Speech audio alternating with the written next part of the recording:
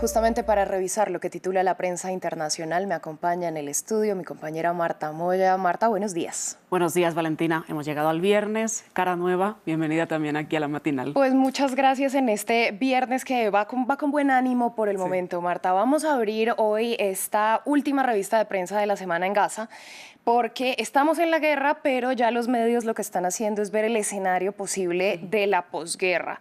The Washington Post trae un análisis que sostiene que la construcción de un corredor estratégico por parte de Israel en la franja puede dar pistas de cuáles son sus intenciones en el enclave cuando la guerra finalice.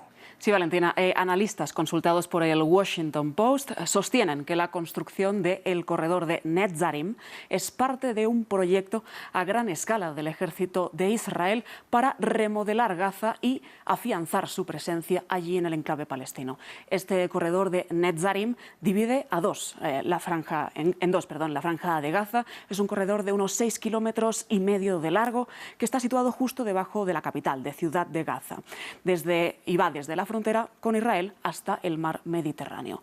Allí se están construyendo bases militares, se están arrasando casas y además se está apropiando el ejército de Israel de infraestructura civil, según muestran las imágenes satelitales a las que ha tenido acceso el Washington Post. A la fecha, concretamente, hay 3 bases de operaciones avanzadas del ejército de Israel y el corredor conecta en la costa con el muelle temporal que ha construido Estados Unidos, por lo que sostiene esta publicación estadounidense que Israel mantiene el control sobre el flujo de la ayuda humanitaria y también sobre el paso o el desplazamiento, mejor dicho, de los palestinos. Este corredor de Netzarim se habría iniciado a construir en noviembre de 2023, apenas un mes después del inicio de la guerra, y bueno, pues allí se habría abierto, ¿no?, un camino informal y después ya entre febrero y marzo de 2024 se formalizó ese corredor. Un extracto de este artículo del Washington Post dice lo siguiente: Israel insiste en que no tiene la intención de volver a ocupar permanentemente Gaza, pero la construcción de carreteras, puestos avanzados y zonas de amortiguamiento apuntan a un papel cada vez mayor del ejército con visiones alternativas para la Gaza de posguerra. Según las imágenes, Israel habría destruido edificios construidos en los 500 metros a uno y otro lado de la carretera y se habrían destruido otras 250 edificaciones en la zona de la costa donde está ese puerto temporal estadounidense. Los expertos militares afirman que es una remodelación de Gaza a gran escala estos planes de Israel y que va a cambiar la geografía de Gaza a largo término, ¿no? El corredor de Netzarim ya se ha convertido, dice el Washington Post, en un pararrayos de los ataques recientemente. Tanto Hamas como la Yihad Islámica como las brigadas de Al-Aqsa ya han lanzado salvas de cohetes esta última semana contra las tropas de Israel. Bueno, pues estaremos muy pendientes de lo que ocurra, Marta, y sin duda próximamente estaremos viendo más noticias al respecto. Nos vamos ahora hasta La Haya porque justamente tiene lugar la segunda audiencia ante la Corte Internacional de Justicia para valorar la petición de Sudáfrica para que Israel detenga su invasión en Gaza.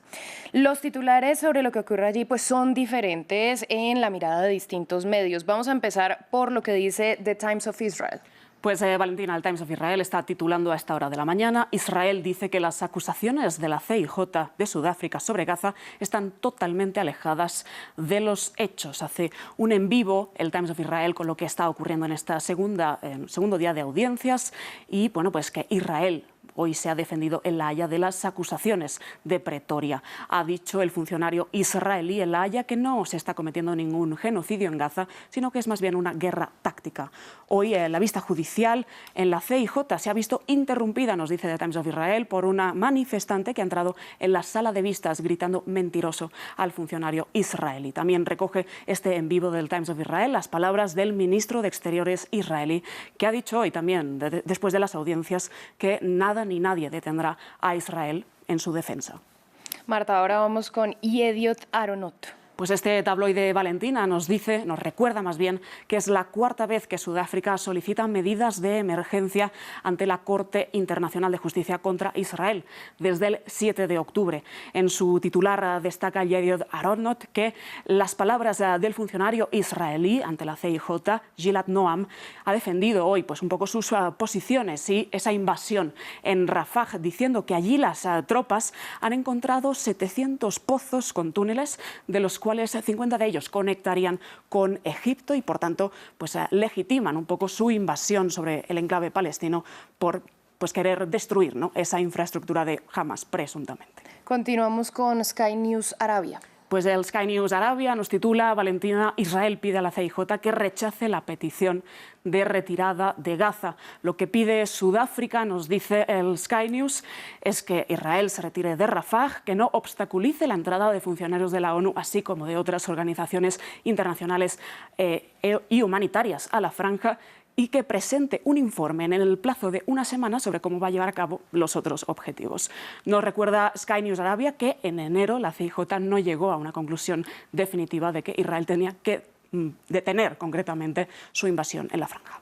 Y vamos a cerrar este tema con Al-Arabi Al-Jaded. Sí, Valentina, es un medio panárabe basado en Londres que utiliza un tono mucho más contundente en su titular y dice: Israel justifica los crímenes de genocidio ante la CIJ. Lo que dice este medio, Al-Arabi, es que Israel ha ridiculizado las acusaciones de Pretoria.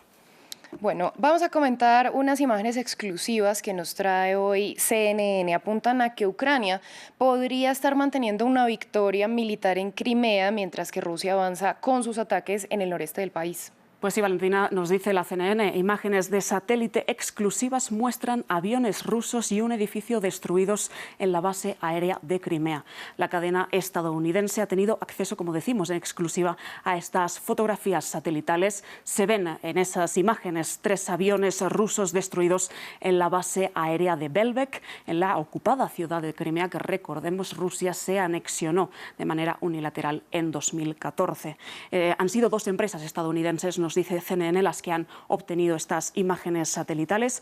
Y bueno, pues la noticia surge a colación de los últimos ataques ucranianos en Sebastopol, en Crimea, que los propios rusos dijeron que habían repelido. Parece, a tenor de estas imágenes, que no lo habrían hecho tanto. Entonces nos dice CNN que si bien Rusia estaría manteniendo el control de la ofensiva en estos momentos en el nordeste, en Kharkiv, pues Ucrania estaría manteniendo un éxito sostenido pues en la flota, contra la flota rusa en el Mar Negro, allí en las costas de Crimea. Bueno, y vamos a cerrar con una entrevista que realizó la agencia France Presse al mandatario ecuatoriano Daniel Noboa y que recogen múltiples medios, entre ellos Primicias. Pues sí, Valentina, una entrevista donde lo más destacado que dijo ayer Daniel Noboa a la AFP es que, bueno, quiere retomar las relaciones diplomáticas con México, después del asalto a la embajada mexicana en Quito, después de las audiencias en la CIJ, después de la ruptura de las relaciones bilaterales, pero que lo quiere hacer, quiere retomar esas relaciones con el gobierno de Andrés Manuel López Obrador, con sus propias condiciones, no liberando a Jorge Glass, que es lo que piden las autoridades mexicanas, pero quiere hablar, sí, de cómo controlar el narcotráfico y quiere, dice Noboa textualmente, mantener un diálogo fluido y de paz, pero con sus condiciones. Así que veremos qué pasa. El gobierno de México ya está en las últimas, llegará otro nuevo ejecutivo y veremos qué pasa con Daniel Noboa y Ecuador. Sin duda veremos qué pasa. Marta, muchas gracias por esta ampliación. Gracias, Valentina.